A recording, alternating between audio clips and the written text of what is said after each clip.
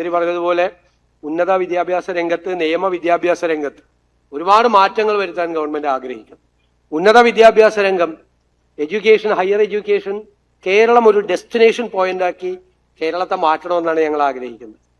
മികച്ച സർവകലാശാലകൾ, ലോകത്തിലെ ലെഗസി യൂണിവേഴ്സിറ്റീസ് ഉൾപ്പെടെ കേരളത്തിൽ കൊണ്ടുവന്ന് അവരുടെ ഡിപ്പാർട്ട്മെന്റുകൾ ഇവിടെ രൂപീകരിച്ച് ലോകത്തിലെ ഏറ്റവും പുതിയ കോഴ്സുകൾ, നോളജ് എക്സ്പ്ലോഷൻ നടക്കുന്ന കാലത്ത് ഏറ്റവും വലിയ അക്കാഡമിക് പ്രോഗ്രാമുകൾ കേരളത്തിൽ കൊണ്ടുവന്ന് നമ്മുടെ കുട്ടികൾക്ക് തൊഴിൽ ഉറപ്പുവരുത്തുന്നതിന് വേണ്ടിയിട്ടുള്ള സംരംഭം കൂടി ആലോചിക്കുകയാണ്. ഞങ്ങളൊരു ഗ്ലോബൽ ജോബ് വാച്ച് ടവർ ഉണ്ടാക്കി എക്സ്പേർട്ടുകളെ നിയോഗിച്ച് ലോകത്ത് ഓരോ രംഗത്തും നടക്കുന്ന മാറ്റങ്ങൾ, പുതിയ ജോലിയുടെ സ്വഭാവത്തിന് ഉണ്ടാകുന്ന മാറ്റങ്ങൾ, പുതിയ സാങ്കേതിക വിദ്യകൾ വരുമ്പോൾ ഉണ്ടാകുന്ന മാറ്റങ്ങൾ റിപ്പോർട്ട് ചെയ്യാനുള്ള എക്സ്പേർട്ട് കമ്മിറ്റികൾ രൂപീകരിച്ചിരിക്കുക. അവരെ ആ റിപ്പോർട്ട് ഗവൺമെന്റിന് തന്നാൽ ഗവൺമെന്റ് കരിക്കുലം റീസ്ട്രക്ചർ ചെയ്ത് പുതിയ അക്കാഡമിക് പ്രോഗ്രാമുകൾ ആരംഭിക്കും. ഇൻഡസ്ട്രിയുമായിട്ട് കൂടി ചേർന്നുകൊണ്ട് ആരംഭിക്കാനുള്ള പദ്ധതികളാണ്. ഇപ്പോൾ പോർട്ട് സിറ്റിയാക്കി കേരളത്തെ മാറ്റാനുള്ള പദ്ധതിയുടെ കൂടെ അതിന്റെ കൂടെ ഒരു അക്കാഡമിക് പ്രോഗ്രാം കൂടി ഞങ്ങൾ ലിങ്ക് ചെയ്തിട്ടുണ്ട്. അതിൽ മാരിടൈം ലോ, കേരളത്തിൽ കാര്യമായിട്ട് മാരിടൈം ലോയ്ക്ക് വളരെ കുറവാണ് സാധ്യതകൾ. അപ്പൊ ഇനി ഒരുപാട് സാധ്യതകൾ വരും. മാരിടൈം ലോ കേരളത്തിൽ ഒരു വലിയ ചാപ്റ്ററായി മാറും. ലോജിസ്റ്റിക്സ് പഠിക്കാൻ വേണ്ടിയിട്ടുള്ള സംവിധാനം ഉണ്ടാകും. അതുപോലെയുള്ള പുതിയ പുതിയ പുതിയ നിയമത്തിന്റെ പുതിയ ബ്രാഞ്ചസ്, ഈ സാങ്കേതിക വിദ്യകൾ വരുമ്പോൾ നിയമത്തിൽ പുതിയതായ ശാഖകൾ ഉണ്ടാകും. അതുകൂടി പഠിക്കാൻ വേണ്ടിയിട്ടുള്ള പുതിയ സബ്ജക്റ്റുകൾ കൂടി നിയമവിദ്യാഭ്യാസത്തിന്റെ ഭാഗമാക്കി മാറ്റും.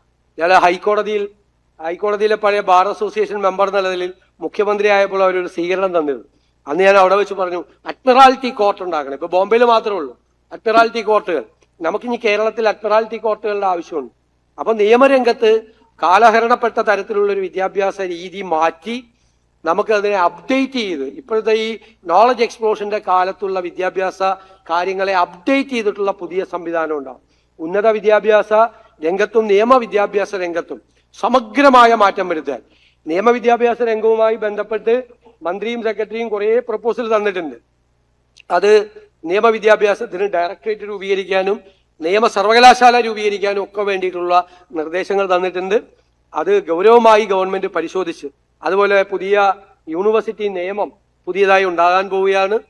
മറ്റ് ഫോറിൻ യൂണിവേഴ്സിറ്റികൾ അടക്കം കേരളത്തിൽ വരാനുള്ള സാധ്യതകൾ ഉണ്ടാക്കിയാണ്. ഈ കാര്യത്തിലെല്ലാം ഗൗരവതരമായി ഗവൺമെന്റ് എത്രയും പെട്ടെന്ന് നടപടികൾ സ്വീകരിക്കും എന്ന് ഉറപ്പു നൽകിക്കൊണ്ട് അധ്യാപന രംഗത്തേക്ക് ചുവടുവയ്ക്കുന്ന 35 പേരെയും ഞാൻ പ്രത്യേകമായി അഭിനന്ദിച്ചുകൊണ്ട് എല്ലാ ആശംസകളും എല്ലാ നന്മകളും നിങ്ങൾക്ക് നേർന്നുകൊണ്ട് നല്ല അധ്യാപകരായി നിങ്ങൾ മാറട്ടെ എന്ന് പ്രാർത്ഥിച്ചുകൊണ്ടും ഞാൻ ഈ ചടങ്ങ് ഉദ്ഘാടനം ചെയ്തതായി അറിയിക്കും.